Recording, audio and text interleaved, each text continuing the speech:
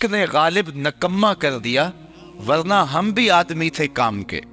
اور استاد میر تقی میر نے کہا تھا کہ پھرتے ہیں میر خار، کوئی پوچھتا نہیں، اس عاشقی میں عزت سادات بھی گئی۔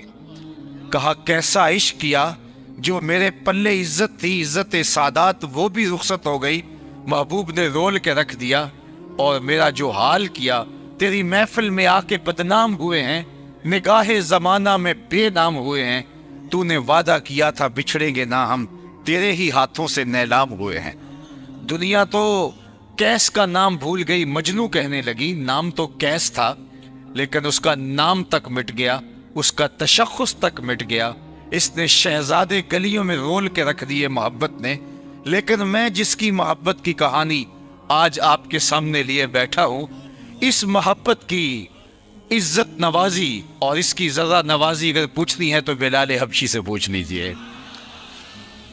سادات کی عزت ایک محبت رول دیتی ہے، لیکن یہ ایسی محبت ہے کہ جو بلال کو پستیوں سے اٹھا کے اوج ثریا کی بلندیوں تک پہنچا دیتی ہے۔ میرے حضور معراج سے واپس پلٹتے ہیں اور پوچھتے ہیں بلال تو کون سا نیک عمل کیا ہے، میں نے تیرے قدموں کی آہٹ جنت میں سنی ہے۔ اللہ اکبر۔ حضور کے وصال کے بعد حضرت بلال حبشی رضی اللہ تعالیٰ عنہ شہر مدینہ چھوڑ گئے تھے۔ کہا کہ اب ان گلیوں میں حضور دکھائی نہیں دیتے تو اب یہاں جی نہیں لگتا۔ شام کے علاقہ داریہ میں جا کے سکونت اختیار کر لی۔ ایک دن رات کو حضور خواب میں ملے اور فرمایا ما حاذ الجفوۃ یا بلال، بلال یہ کیا بے وفائی ہوئی، ملنے بھی نہیں آتے۔ تو پھر دن رات سفر کاٹتے ہوئے شہر مدینہ پہنچے۔ حضرت عمر کو پتہ چلا کہ بلال آ رہے ہیں تو وہ مسجد نبوی سے باہر نکل کے بلال حبشی کے استقبال کے لیے کھڑے۔ اللہ اکبر۔ اور جب بلال آئے تو آگے بڑھے اور ان کا کالے رنگ کا ہاتھ چوم کے آنکھوں سے لگایا اور کہا یا بلالو انتا سیدنا و مولانا۔ بلال لوگ تجھے غلام کہیں تو کہیں، لیکن میرا تو آقا لگتا ہے، اس لیے تو حضور کا غلام ہے۔ تو وہ محبتیں اچھے بھلے انسان کی عزت خاک میں ملا دیتی ہیں، لیکن یہ محبت بستیوں سے اٹھا کے اوج ثریا تک پہنچا دیتے۔ میں آپ سے ایک سوال پوچھتا ہوں، جس زمانے میں میرے اور آپ کے آقا و مولا اس دنیا پہ تشریف لائے تھے، اس زمانے کے خاقان کا نام کیا تھا؟ اتنا بڑا اجتماع ہے، تا حد نظر لوگ ہیں، لیکن شاید مجھے اس پورے مجمع میں دور رسالت مآب میں جو خاقان تھا اس کا کوئی نام نہ بتا سکے۔ چلو میں پوچھتا ہوں، اس دور کے کیسر کا نام بتائیے، اس دور کی سپر طاقت کا حکمران کیسر روم جس طرح آج جو بائیڈن ہے، اس دور کے جو بائیڈن کا نام بتائیے۔ لیکن آپ کہیں کہ جناب ہمیں کوئی ضرورت اس کا نام یاد رکھنے کی نہیں ہے۔ اس دور کی دوسری بڑی سپر طاقت پرشین امپائر تھا، 3150 سال جن کی حکومت کا ناقوس بجتا رہا۔ یہاں تو 5 سال کے لیے اسمبلیاں منتخب ہوتی ہیں، اور آپ کو پتہ ہے کہ وہ منتخب کیسے ہوتی ہیں، اور یہ بھی پتہ ہے آپ کو کہ وہ پورے سال بھی پورے 5 نہیں کر پاتی، اور اگر وہ 5 سال پورے بھی کرے تو کس طرح ڈولتے ڈولتے وہ 5 سال پورے کرتے ہیں۔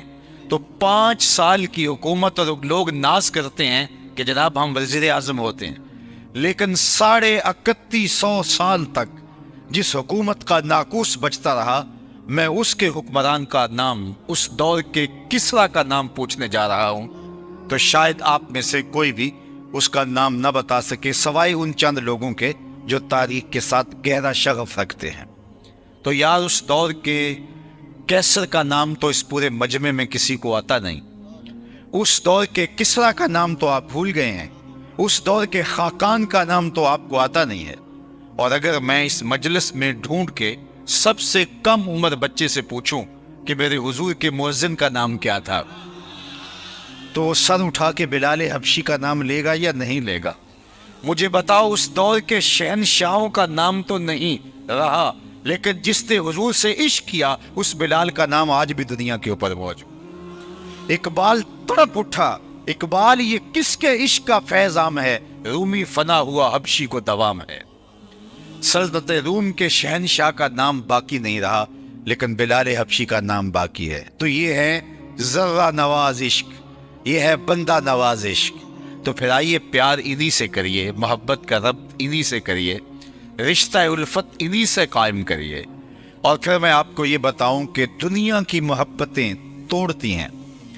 ایک کے دو چاہنے والے آپس میں رقیب کہلاتے ہیں کہ یہ میرا محبوب ہے، تم نے کیوں دیکھا، لڑائی کی نوبت آ گئی۔ حسن اتنا محدود ہے، صرف ایک شخص کی آنکھوں کی پیاس بجھاتا ہے، ایک کی ضرورت کی تکمیل کرتا ہے، ایک کے درد کا مداوع کرتا ہے، دوسرا آیا نہیں، لڑائی ہوئی نہیں۔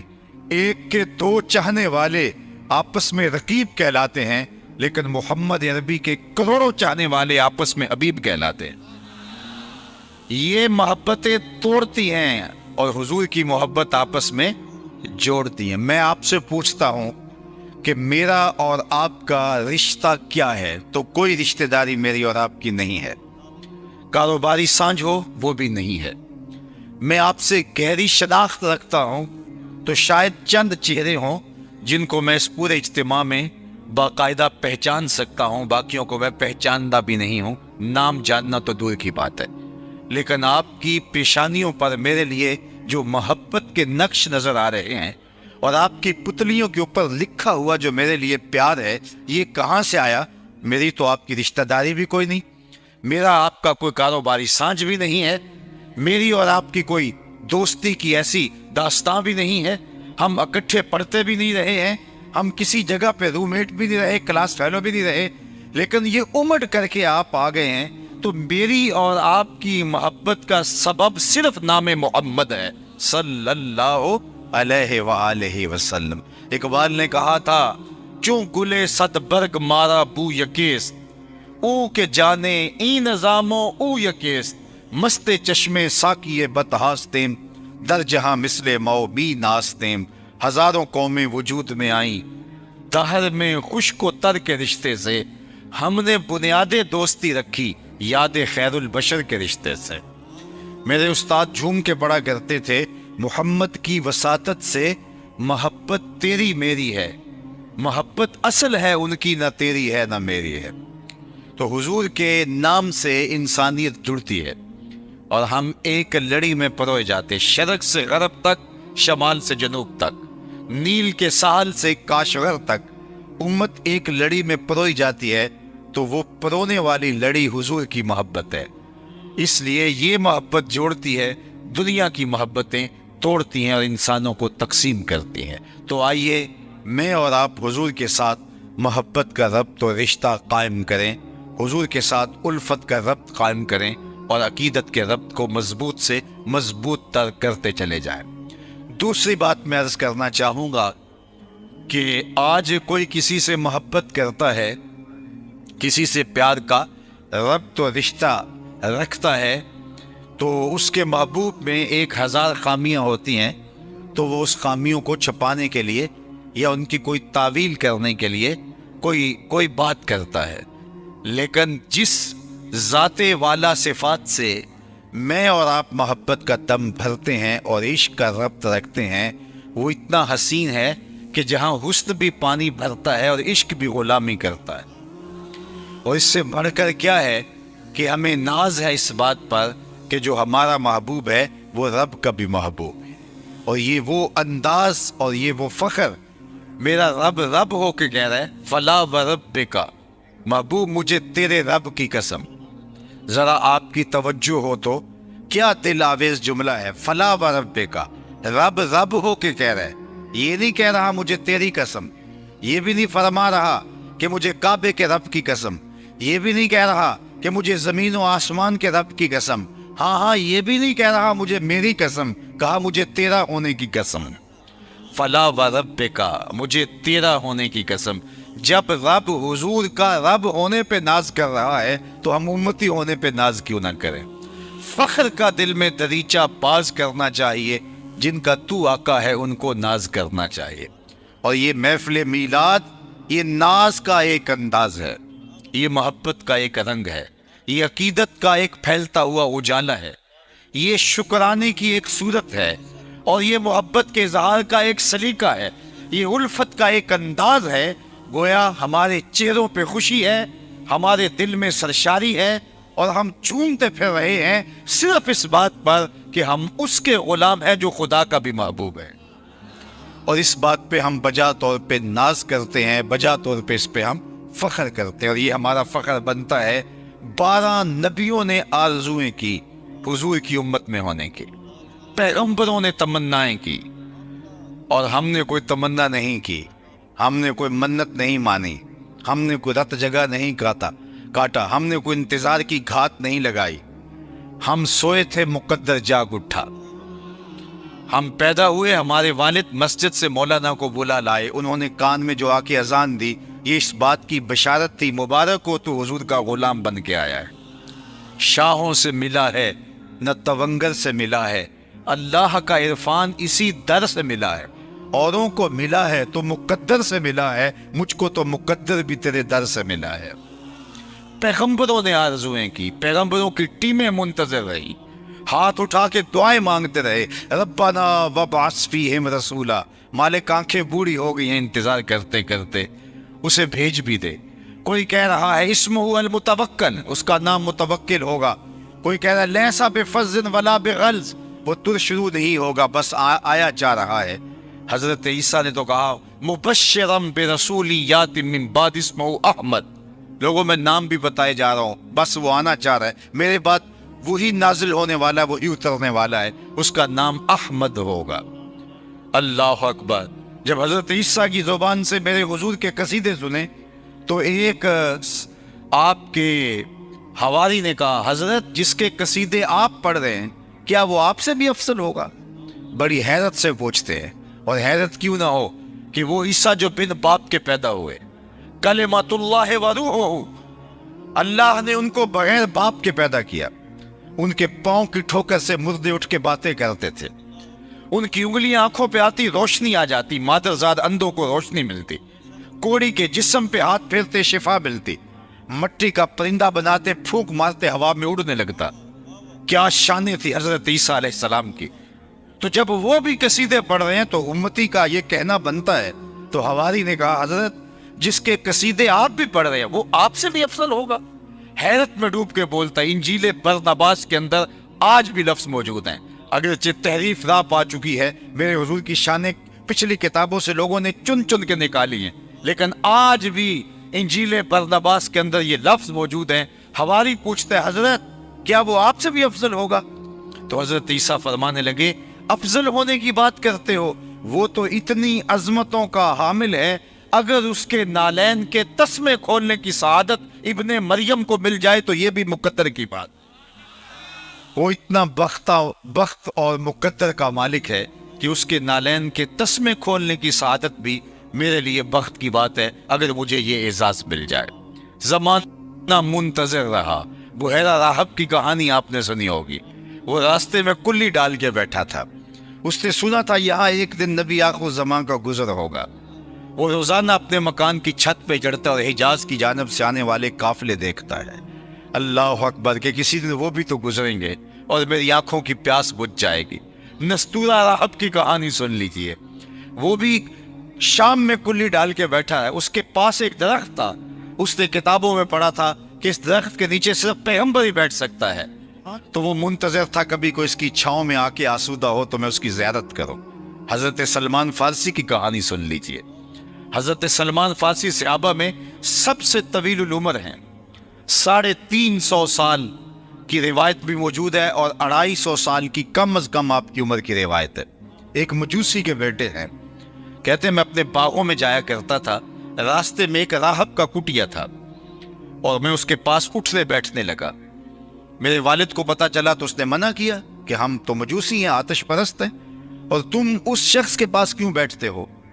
تو چونکہ مجھے اس کی باتوں سے خوشبو آتی تھی اور میں اس راہب عیسائی پادری کے پاس بیٹھتا تھا، میرے باپ نے روکا تو میں نہ رکا تو باپ نے گھر سے نکال دیا۔ میں حق کی تلاش میں نکلا، ایک پادری مجھے ملا، میں اس کی صحبت میں رہنے لگا۔ وہ واقع خدا رسیدہ تھا، حضرت عیسیٰ کے دین کا پیروکار تھا۔ میں نے اس کی ایک مدت تک خدمت کی۔ ایک دن اس نے مجھے تنہائی میں بلایا، کہا کہ میرا وقت آخر آ گیا ہے، تو نے میری بڑی خدمت کی ہے اور دل سے کی ہے. اب میری تدفین کے بعد تو غموریا چلے جانا.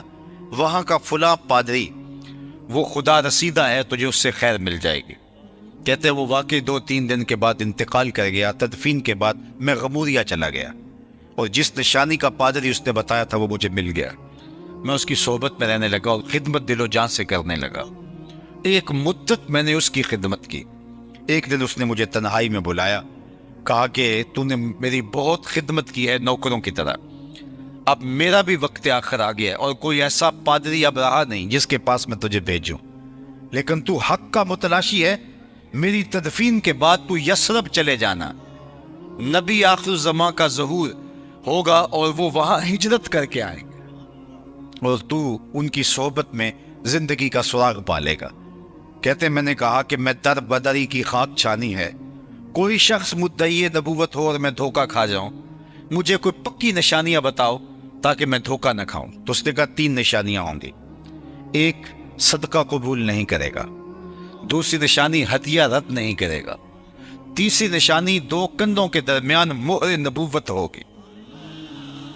کہتے ہیں کہ میں یہ نشانیاں یاد کر لی اور وہ 2-4 دن کے بعد انتقال کر گیا.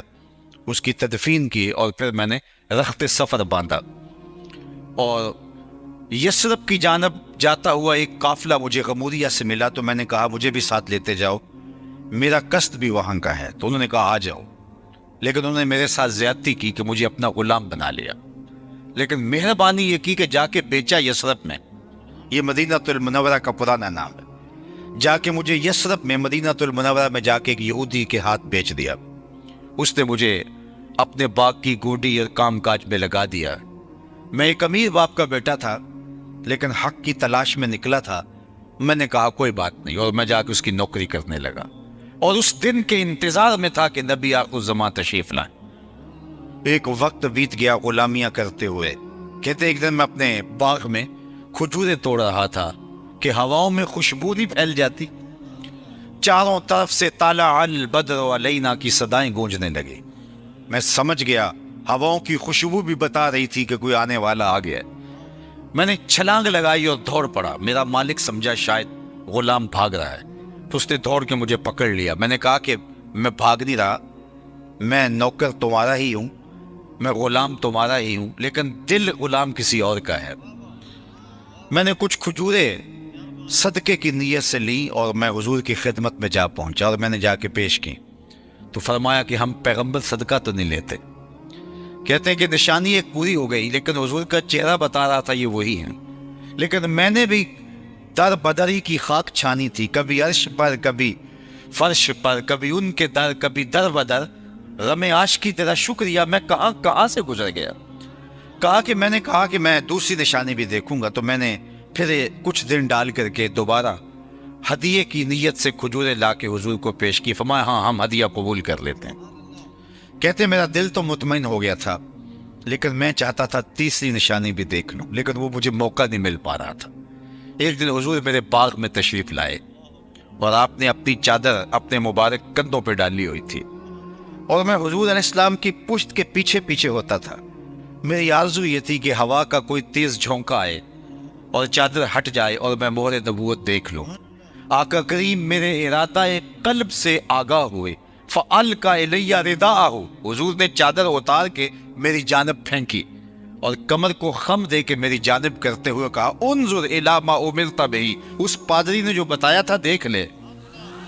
تو کہا میں نے دیکھا تو 2 کندھوں کے درمیان مہر نبوت تھی. اللہ اکبر. کیسے گلی گلی کی خاک چھانی, در بدری کی جو ہے وہ خاک چھانی اور پھر جا کے اس چوکھٹ پہ پہنچے. یہ مشقت آپ کو تو نہیں سہنی پڑی.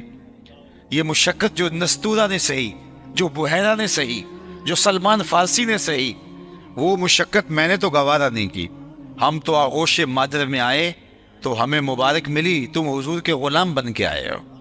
اللہ اکبر. اقبال کہا کرتے تھے نام تو از پدر آموختم, حضور آپ کا نام میں نے اپنے باپ سے سنا تھا. میں تو ماں کی آغوش میں تھا تو ماں نے لوریاں ہی حضور کے نام کی دی تھی. تو یہ میری خوش بختی, میری خوش قسمتی کہ میں تیرا امتی. ایک دن کا محفل میلاد کیا, ساری زندگی حضور کے نام پہ لگا دو, حق کے شکر پھر بھی ادا نہ ہو.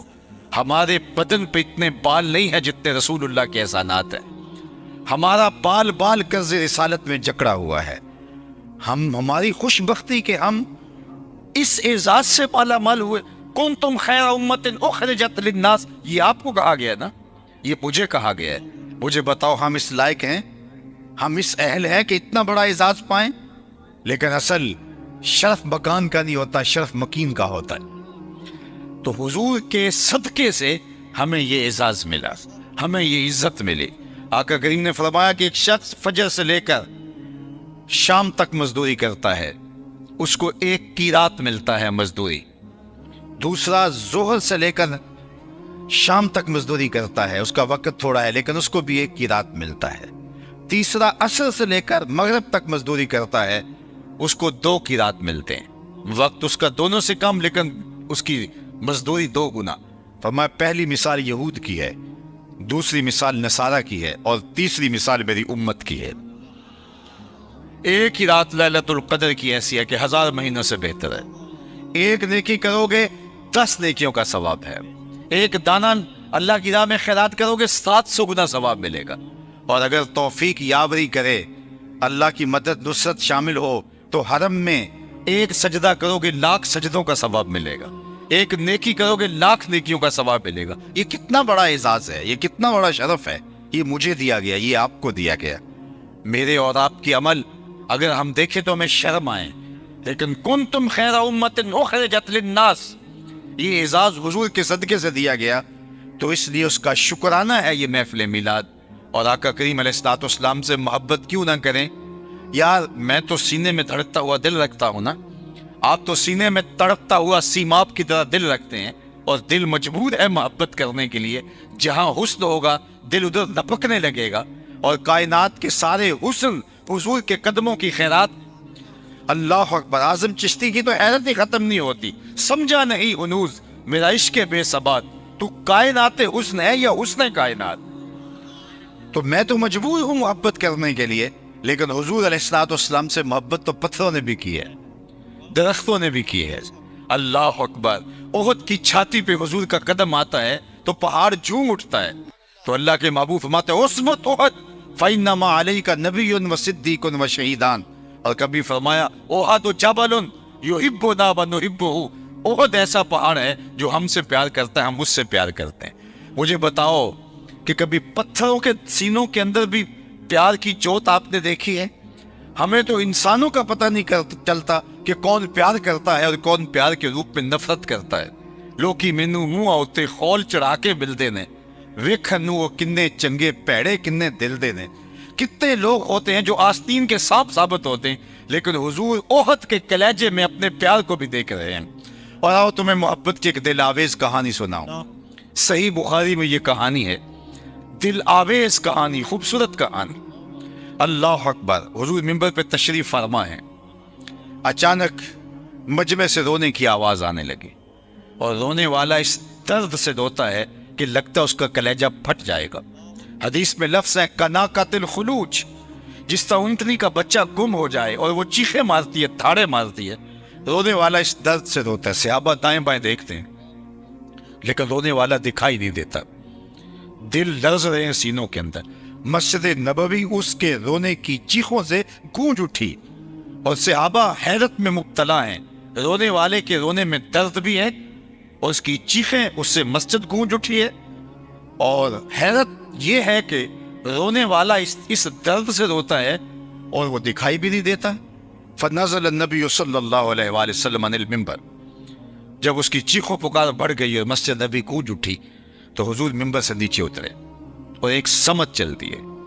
کھجور کا ایک خشک تنا پڑا ہوا تھا، حضور نے جا کے اس کو اپنی آغوش میں لے لیا.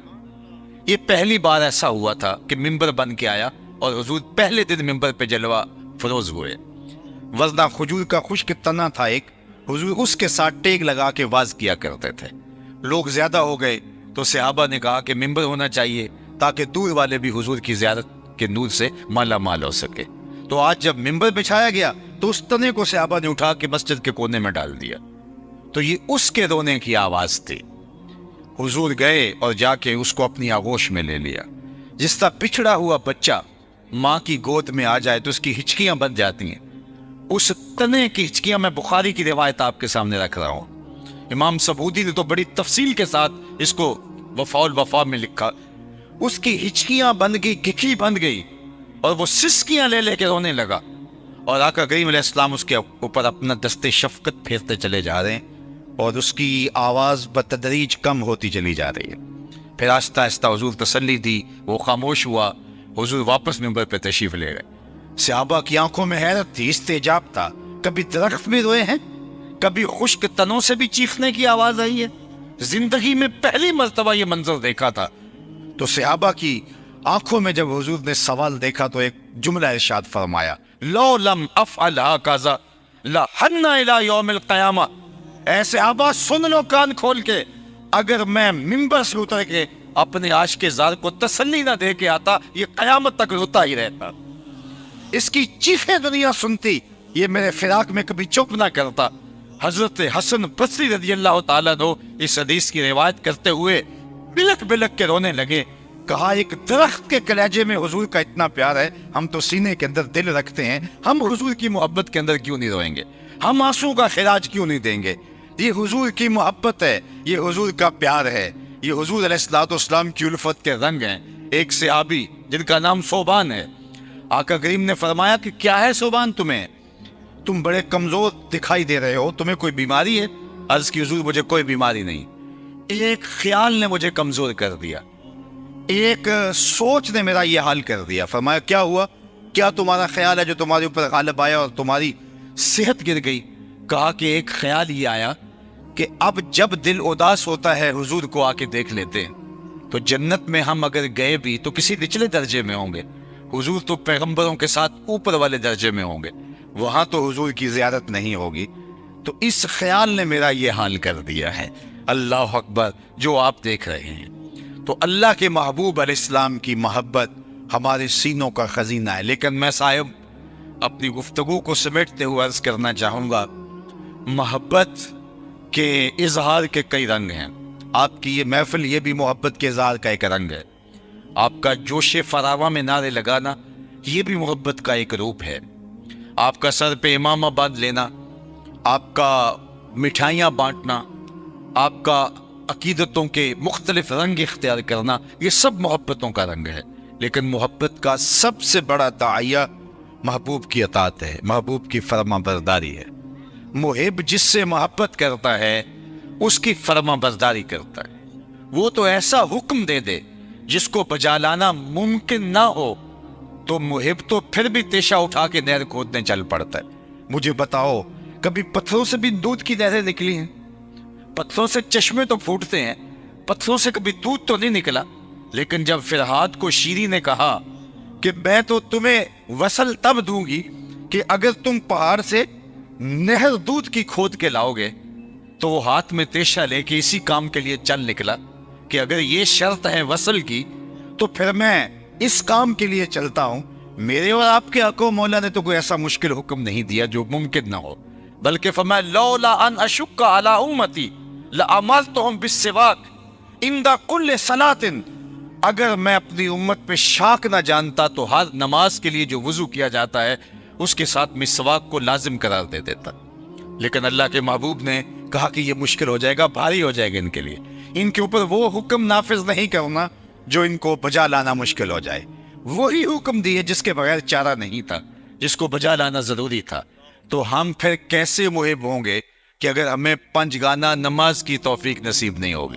محبوب تو ایک بار کہہ دے، اور وہ پنجابی میں کہتے ہیں ادھی زبان سے بھی کہہ دے تو عاشق زندگی گزار دیتا ہے۔ اور قرآن و حدیث میں نماز کا حکم اور اس کی ترغیب تو 750 مرتبہ ہے، قرآن مجید میں بھی اور احادیث طیبہ میں مختلف صیغوں سے حکایتاً اور انشان تقریباً 750 مرتبہ نماز کا حکم ہے۔ اور تمہارے محبوب کا یہ حکم، اور پھر فرمائیں جعلت قرۃ عینی فی الصلاۃ، میری آنکھوں کی ٹھنڈک نماز میں رکھی گئی۔ اور بلال حبشی کو جب اذان کا کہتے تو کہتے ارحنا یا بلال، بلال اٹھو ہمارے سینے کو راحت پہنچا دو۔ تو ہم پھر عاشق کیسے ہوئے کہ اگر محبوب کی ادائیں ہماری زندگی میں نہیں اتری؟ محبوب کا حکم تو بہت بڑی بات ہوتی ہے، मुहिब तो महबूब की मंशा को भी समझता है। मदीने की एक गली से हुजूर का गुजर हुआ तो एक ऐसा घर बन रहा था जो तर्ज तामीर हुजूर को किसी वजह से पसंद नहीं थी। तो आका करीम ने गुजरते हुए पूछा, ये किसका घर है? तो कहा, फला अंसारी सहाबी का। हुजूर अलैहिस्सलाम ने कुछ नहीं कहा, गुजर गए। कोई उस सहाबी को मिला, कहा, हुजूर अलैहिस्सलाम गुजरे थे, तेरे घर को देखा था, चेहरे पे पसंदीदगी के आसार नमूदार नहीं हुए, शायद हुजूर को पसंद नहीं आया। उसने कहा, अच्छा हाँ बिल्कुल ऐसा ही हुआ। उसने कुदाल पकड़ा और मकान जमी बोस कर दिया। 2-4 दिन के बाद आका करीम का दोबारा गुजर हुआ तो वहां मलबे का ढेर पड़ा हुआ था।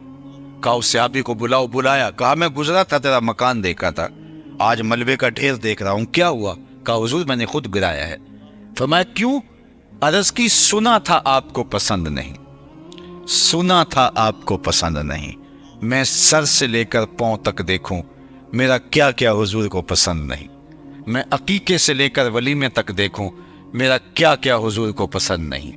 मैं घरेलू जिंदगी से लेकर के कारोबार तक देखूं, मेरा क्या क्या हुजूर को पसंद नहीं। मैं निजी से जिंदगी से लेके उमूर सियासत तक देखूं, मेरा क्या क्या हुजूर को पसंद नहीं। मुहम्मद दी ज़ियारत मुहम्मद दे रंग विच, चू बना में मुस्तफ़ा खानम दरूद, आज खजालत आप मी गर्दद वजूद, इश्क मी गोयत के महकूम गैर, सीनाए तू अज बुता मानिंदे दैर, तादादारी अज मोहम्मद रंगो बू, अज जुबान खुद मयाला नामे हो। कहा कि अगर उनके तरीका हयात को इख्तियार नहीं करता तो अपनी जुबान से उनका नाम मैला न करना। उनका अगर हुआ है तो फिर उनका हो के दिखा। मेरे उस्ताद फरमाया करते थे, ये ना हो कि लोग तुम्हें पूछे तुम कौन होते हो और तुम्हें बताना पड़े साहिब मुसलमान होते हैं, ये देखो मजहब के खाने में इस्लाम लिखा है। आप फरमाया करते थे, साहिब न किसी को पूछने की नौबत आए न तुम्हें बताने की जरूरत, तुम्हारी वज़ाकता तर्ज जिंदगी ऐसी होनी चाहिए, तुम दूर से आ रहे हो, लोग कहे वो देखो हुजूर का गुलाम आ रहा है, नूर आंखों में तो चेहरों पे उजाले होंगे, मुस्तफ़ा वालों के अंदाज निराले होंगे। अल्लाह के महबूब अलैहिस्सलाम तशरीफ फरमा थे, एक सहाबी आए और वो एक तवील सफ़र के बाद, मुद्दत के बाद मदीनातुल मुनव्वरा में आए थे, गालिबन बहरीन से आए। उन्होंने हुजूर अलैहिस्सलाम को सलाम अर्ज़ किया। आका करीम ने रुख फेर लिया। वो समझे कि इत्तेफाकन हो गया, कभी ऐसा हो जाता है, तो जिधर हुजूर ने रुख फेरा उधर से जाके फिर दोबारा सलाम अर्ज़ की। आका अलैहिस्सलातु वस्सलाम ने फिर रुख फेर लिया तो वो बहुत परेशान हुए, समझ गए कि हुजूर अलैहिस्सलाम नाराज़ हैं, लेकिन उन्हें ये नहीं पता था कि नाराज़गी की वजह क्या है। वो सहाबा को पूछते फिर रहे हैं कि हुजूर अलैहिस्सलाम नाराज़ हैं, लेकिन ये समझ नहीं कि नाराज़ क्यों है। तुम बता सकते हो कि नाराज़गी की वजह क्या हो सकती है? हमारा बड़ा बुजुर्ग, उस्ताद, पीर, मुर्शिद, वालिद नाराज़ हो जाए और हमें पता ना हो कि नाराज़गी की वजह क्या, हम खुद नाराज़ हो जाते हैं। लेकिन वो सहाबी पूछते फिर रहे हैं कि हुजूर अलैहिस्सलाम मुझसे नाराज़ हैं, मुझे समझ नहीं, तुम कुछ बता सकते हो?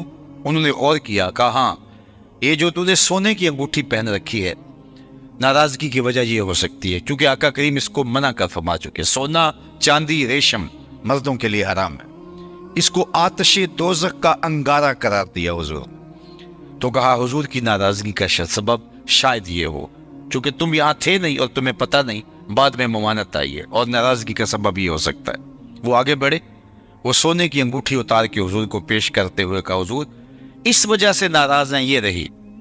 आका करीम ने पकड़ा और यूं फेंक दे। नाराज़गी की वजह यही थी। नाराज़गी ख़त्म हो गई, मजलिस चलती रही। जब मजलिस इख्तिताम को पहुंची, लोग घरों को पलटने लगे और ये भी वापस जाने लगे, तो किसी ने तवज्जो दिलाई कि वो अंगूठी तो उठा लो, तुम्हारी बीवी तो पहन सकती है, तुम अगर शरअन नहीं पहन सकते लेकिन बीवी तो पहन सकती है और तुम्हारी मलकियत, उठा लो। तो सहाबी ने क्या जवाब दिया वो सुनिए, और मेरी गुफ्तगू इख्तिताम को पहुंच गई, और इसको इन कानों से नहीं दिल के कानों से सुनिए। जब सहाबा ने कहा वो अंगूठी उठा लो, तो उसने क्या कहा, वल्लाहि ला आखुज़ुहु वक़द तरहहु रसूलुल्लाह सल्लल्लाहु अलैहि वसल्लम। उसने कहा, अल्लाह की कसम, मैं इस अंगूठी को कभी नहीं उठाऊंगा जिसको मेरे हुजूर ने फेंक दिया है। पड़ी रहे, मैं कभी नहीं उठाऊंगा। ये सोना है, हीरा है, मोती है, जौहर है, पखराज है, लाल है, कुछ भी है, पड़ा रहे, नहीं उठाऊंगा जिसको मेरे हुजूर ने फेंक दिया।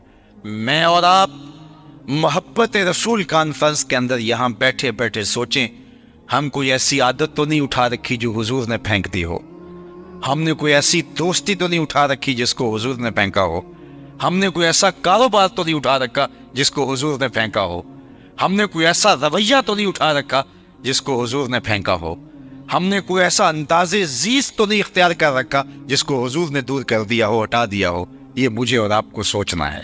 یہ محض رسمی اجتماع کے طور پہ ہم جمع ہونے کی عادت چھوڑیں، ہم محافل سے، مجالس سے سیکھ کے جائیں اور اپنی زندگیوں کے اندر ایک مثبت تبدیلی لا کے ایک نئی زندگی کا آغاز کیا کریں۔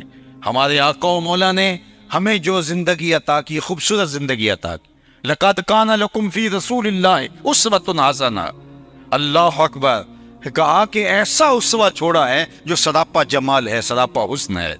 ان کے مطابق زندگی گزارو گے تو زندگی گزارنے کا لطف آ جائے گا، زندگی گزارنے کا سرور نصیب ہوگا۔ تو اپنی زندگی ان کے بتائے ہوئے طریقے کے مطابق گزاریں۔ یاری لا تو پاک نبی سنگ، اے پر پوری یاری، پھر درود قبول ہے تیرا، لکھ نہ لو ایک واری۔ تو اپنی زندگی کو ان کے بتائے ہوئے اصول کی مطابقت کے اندر میں اور آپ بسر کرنے کا عہد کر کے یہاں سے اٹھیں۔ پھر یہ کائنات، یہ ماہ و پروین کی دنیا، یہ بزم عالم، بزم کواکب، سب کچھ نخچیر ہیں ہمارے۔ اقبال کا سارے کلام کا رس نچوڑوں تو خلاصہ یہ نکلتا ہے کہ محمد سے وفا تو نے تو ہم تیرے ہیں، یہ جہاں چیز ہے کیا لوح و قلم تیرے ہیں۔ اقبال کہتے ہیں حضور سے وفا کر لو، پھر قلم بھی تمہارے ہاتھ میں دے دیں گے، تختی بھی تمہارے ہاتھ میں دے دیں گے، جو لکھنا ہوا خود لکھ لینا۔ تمہاری تقدیر کے فیصلے واشنگٹن میں نہیں ہوں گے، بلکہ خدا بندے سے خود پوچھے گا، بتا تیری رضا کیا ہے۔ وآخر دعوانا ان الحمد